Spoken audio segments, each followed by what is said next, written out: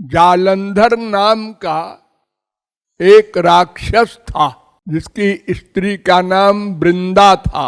वो पतिव्रता सती थी, अतः उसके पति को कोई नहीं मार सकता था। सब देवता हार गए और भागे भागे घूमे अपना अपना लोक छोड़ के, स्वर्ग के। तो लोग भगवान के पास गए, कहा महाराज ये तो ऐसा राक्षस है और उसकी स्त्री के कारण कोई मार नहीं सक रहा है उसको, क्या करें हम लोग। तो ठाकुर जी ने कहा ठीक है, हम कुछ सोचेंगे। तो ठाकुर जी है ही है। अनंत कोटि ब्रह्मांड में कौन सा पुरुष, कौन सी स्त्री है जो उनको देखकर मोहित न हो जाए। तो ठाकुर जी गए उसकी स्त्री के पास। उस समय राक्षस वहां था नहीं और स्त्री मोहित हो गई,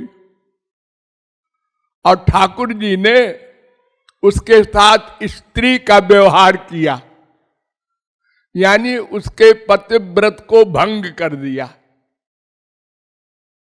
इसको ये शाप था कि जब तक उसकी स्त्री पतिव्रता रहेगी उसे कोई नहीं मार सकता।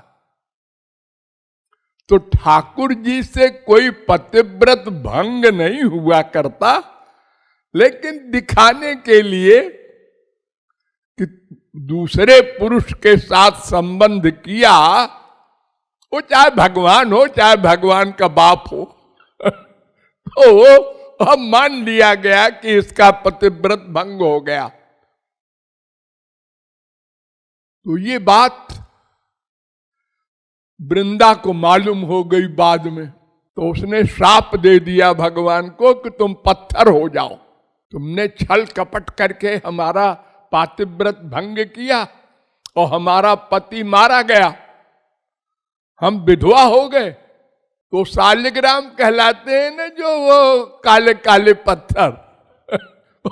ठाकुर जी ने कहा ठीक है बाबा, हम पत्थर हो जाएंगे, हम तो सर्वव्यापक है, ये हमारा क्या बिगड़ता है। और देखो अब तुमने हमारा पतिव्रत भंग किया है, अब तुमको ब्याह करना पड़ेगा हमसे। ये भी शर्त लगा दिया उसने। तो उन्होंने कहा दूसरा शरीर धारण करके आना, हम ब्याह कर लेंगे। तो आज वो ब्याह का दिन है। तुलसी नामकरण हुआ दूसरे जन्म में और उसका भगवान से ब्याह हुआ।